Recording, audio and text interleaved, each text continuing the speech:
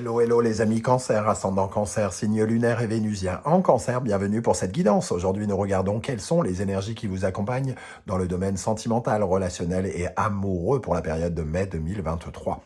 Alors évidemment, ce sont des énergies, elles peuvent parler à certains cancers dès à présent et parler à d'autres un peu plus tard pendant ce mois, donc n'hésitez pas à revenir sur ce tirage si toutefois ça ne vous parlait pas dès à présent. Je vous recommande comme d'habitude de regarder la vidéo de votre signe ascendant et de votre signe lunaire et vénusien si vous les connaissez afin d'avoir de plus amples détails et pourquoi pas recevoir un autre message qui vous parlera peut-être même plus que celui-ci. C'est un tirage général, hein, je vous le rappelle, donc ça ne peut pas parler à tous les cancers de la même façon, soit ça ne vous parle pas du tout et dans ce cas-là, l'ascendant, le signe vénusien et lunaire peuvent vous intéresser, ou sinon vous prenez uniquement les messages qui vibrent avec ce que vous vivez actuellement. N'hésitez pas à adapter mon vocabulaire pour avoir des mots qui correspondent mieux à votre situation. Dans la barre d'infos juste en dessous, vous trouverez mon adresse email si vous désirez des renseignements sur les tirages personnalisés. Vous trouverez également différents liens qui vous mèneront vers les guidances que j'ai effectuées pour le signe du cancer récemment, comme par exemple la bonne surprise qui vous attend en mai, la guidance générale du mois de mai et les messages que vos guides cherchent à vous transmettre. Allez, on y va avec l'énergie principale ici qui vous accompagnera pendant la période de mai. N'oubliez pas de liker, de partager, de vous abonner à la chaîne si ce n'est pas déjà fait. Et ici, nous avons l'arcane sans nom qui apparaît inversé. Alors, j'espère que ma voix sera suffisamment audible hein, parce que j'ai des petits problèmes avec le rhume des foins et tout ça hein. J'essaye de parler beaucoup mieux, mais c'est pas forcément évident. Je pourrais même d'ailleurs couper cette vidéo très rapidement si je vois que je vais éternuer dans tous les sens ou je ne sais quoi. Voilà, on y va, l'arcane sans nom ici nous parle d'une certaine façon, de découragement peut-être, d'une certaine forme de frustration peut-être aussi, en tout cas on vit un peu sa période émotionnelle avec un peu de regret, avec un peu de lourdeur, de tristesse aussi, de découragement, de défaitisme.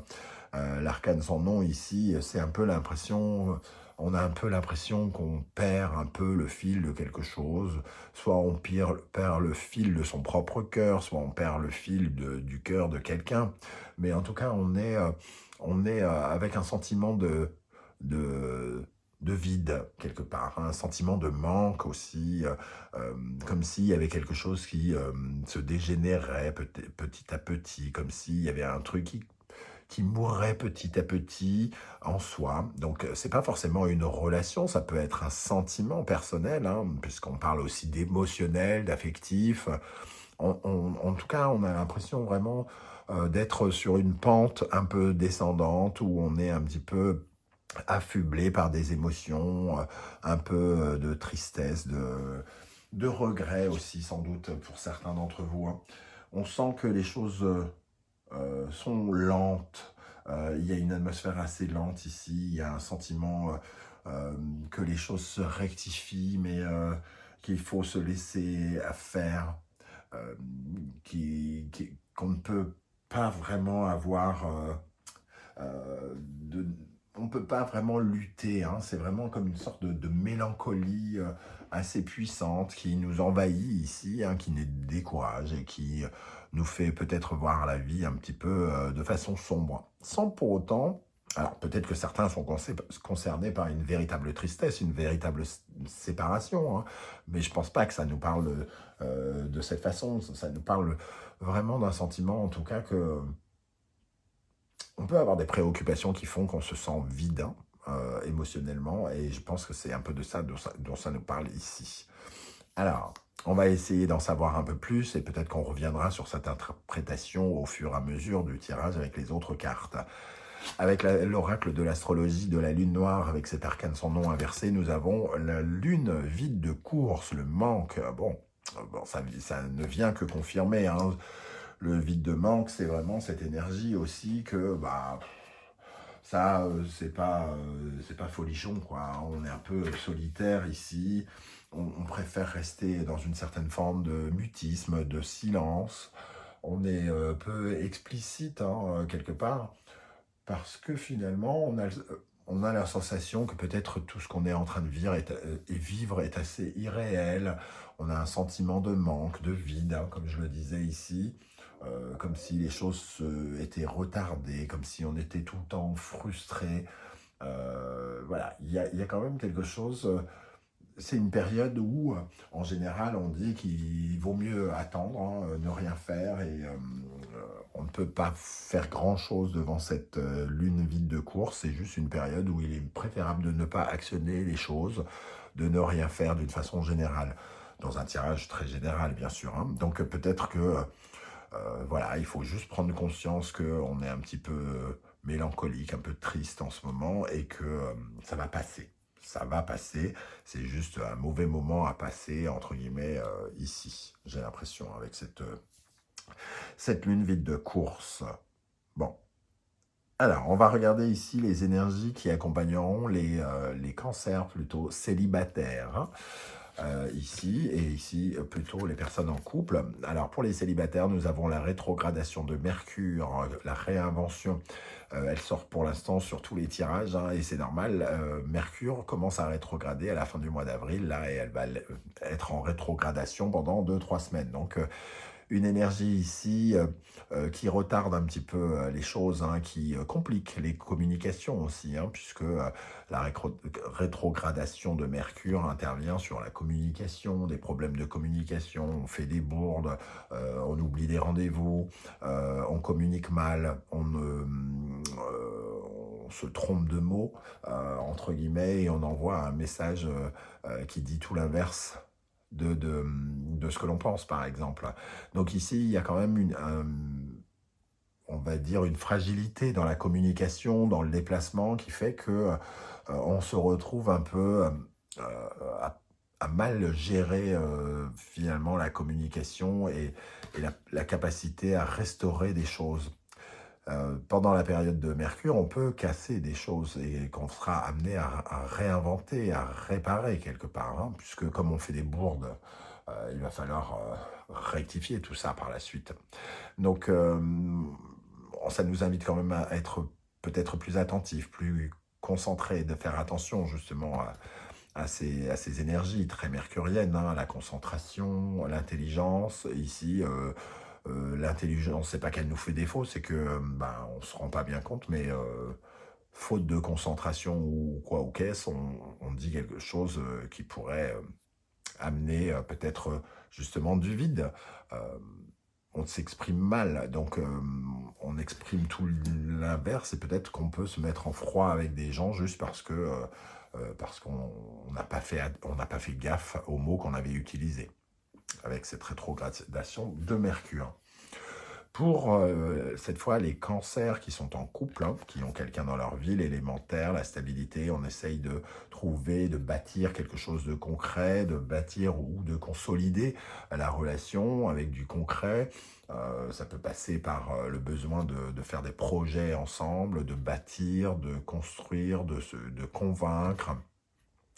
L'élémentaire, il nous parle ici du soutien aussi, hein, de se sentir en confiance avec l'autre ou d'avoir confiance en l'autre pendant cette période où au contraire on est peut-être un peu, comment dire, fragilisé, hein, émotionnellement, affectivement. On peut être fragilisé et on voit que vous pouvez compter sur votre couple ou compter sur l'autre. En tout cas, essayer de stabiliser la situation au travers du soutien de l'autre, hein. Ici, la stabilité, la terre, être bien enraciné dans le concret pour justement être plus à l'aise face à cette fin d'étape, hein, quelque part. Alors, quel est votre état d'esprit, les amis Cancer, pour aborder la vie sentimentale, relationnelle, amoureuse pendant le mois de mai? Nous avons l'énergie de l'étoile. L'étoile, c'est peut-être justement ici, j'ai l'impression que l'étoile, elle apparaît quand même un peu plus à l'envers. Alors, je ne les tire pas à l'envers, ces énergies, mais euh, on sent que l'étoile ici, on a besoin entre guillemets, de trouver plus d'équilibre, ou on a besoin de simplifier les choses, bon,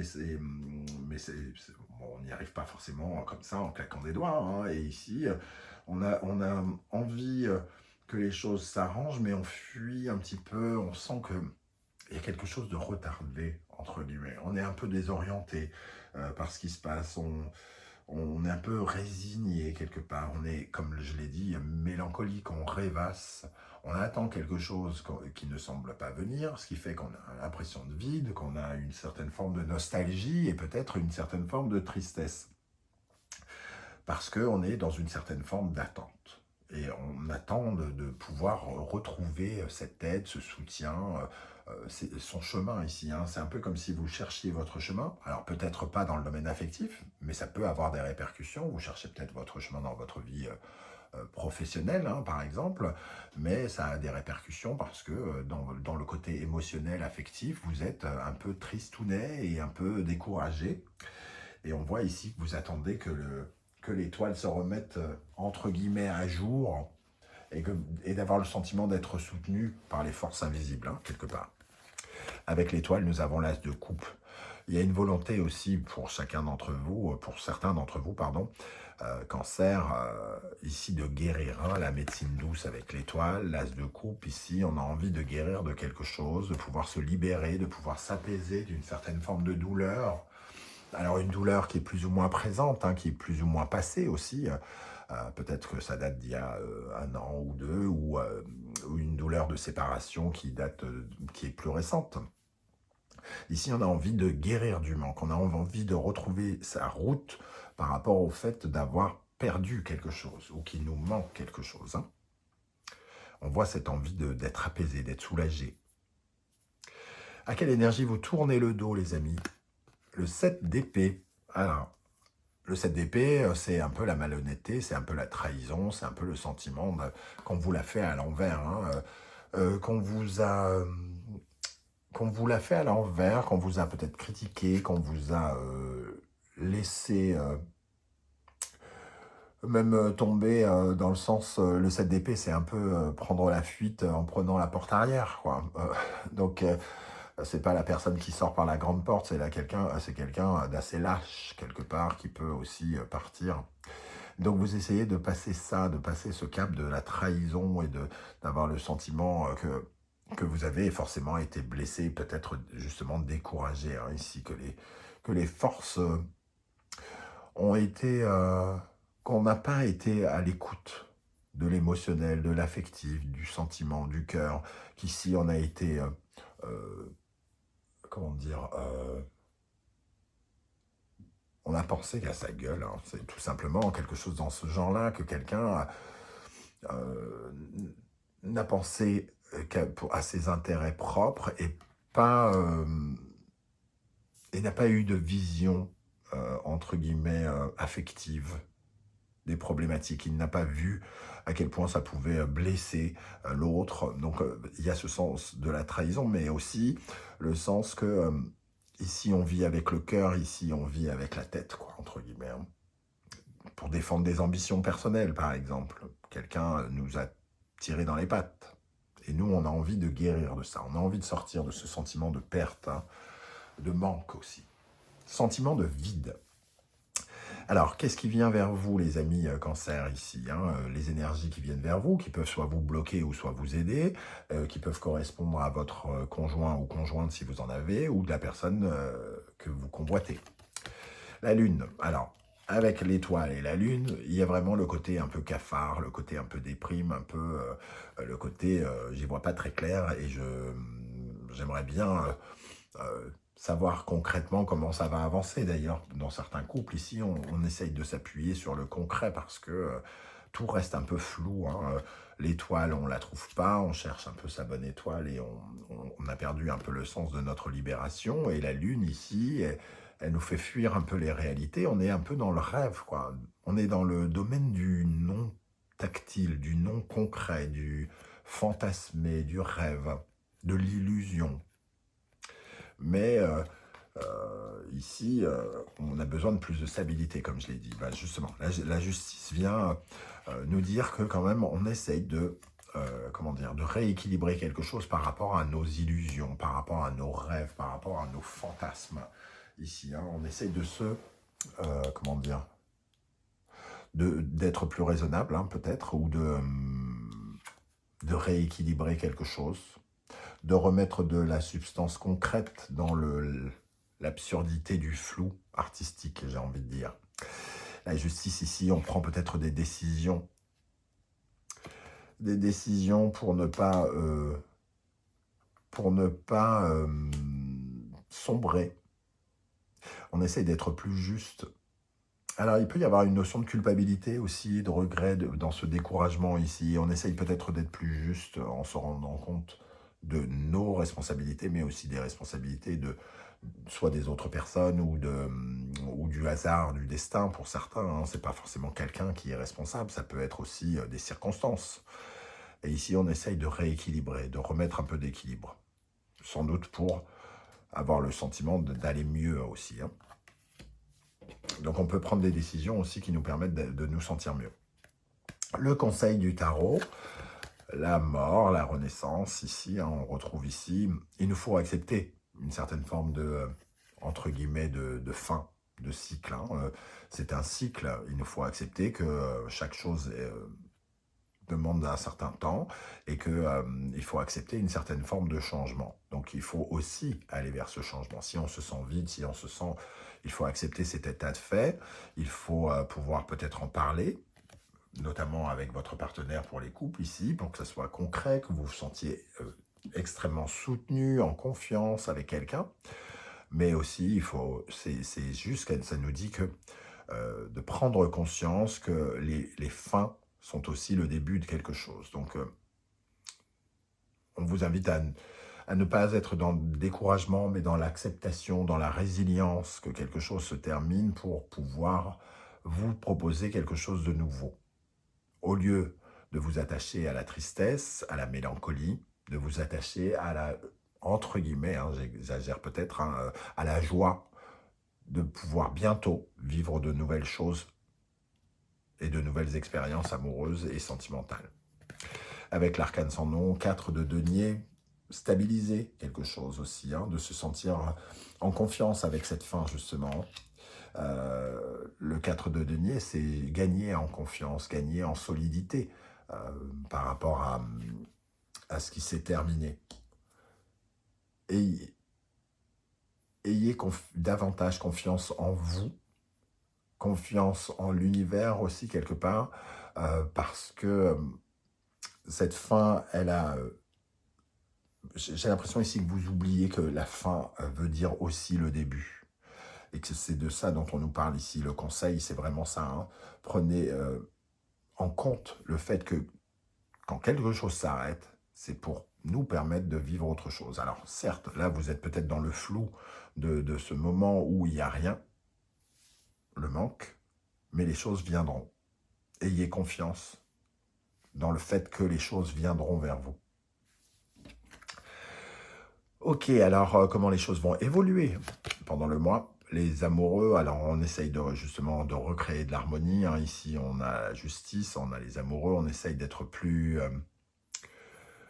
comment dire, plus délicat par rapport à ses propres désirs. Hein. On essaye de revaloriser ses désirs, de se revaloriser soi-même pendant ce mois, à la fin du mois, sans doute en prenant justement des décisions où on essaye de se reprendre en main, on se fout un petit coup de pied aux fesses, hein, j'ai l'impression, avec l'amoureux. Ici, on se reconnecte avec la notion d'amour, de sentiment, avec les amoureux, peut-être en reprenant des liens amicaux ou autres, en tout cas, en reprenant conscience des autres ici, vers la fin du mois. Avec les amoureux, le battleur, voilà, hein, il y a quand même une nouvelle énergie ici. On tourne le dos un petit peu. Alors, c'est un peu difficile, ça crée une certaine forme de peine, mais on sent que vous allez passer ce cap hein, vers la fin du mois, peut-être à la fin de la rétrogradation de Mercure, quand les énergies reprendront leur route naturelle, on va dire. Ici, on va peut-être retrouver de l'estime, retrouver la joie du cœur, entre guillemets, à la fin du mois. Moi, c'est comme ça que je le ressens et j'ai l'impression que ce sera après la fin de la rétrogradation qui va créer un peu le doute ici, hein, qui va qui va créer ce sentiment de vide. Alors, la synthèse du tirage, nous avons l'ermite. On vous invite à oui, il y a une certaine forme de réflexion, d'introspection, de recul. Ici, on se sent un peu seul.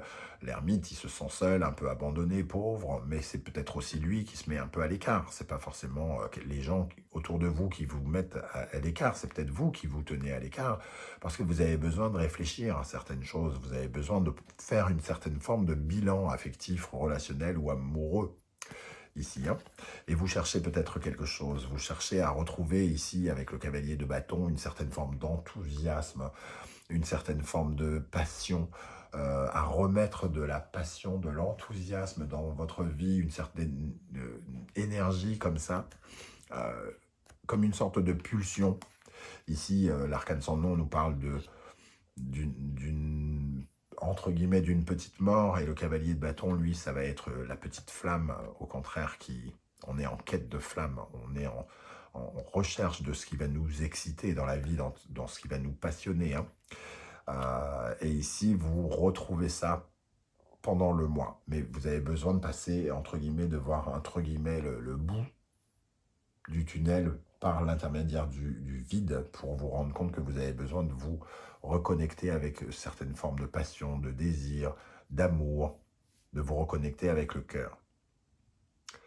Voilà les amis Cancer, comment je ressens ce tirage. Je ne sais pas du tout comment ça va vous parler. C'est le moment justement pour vous de commenter juste en dessous de la vidéo.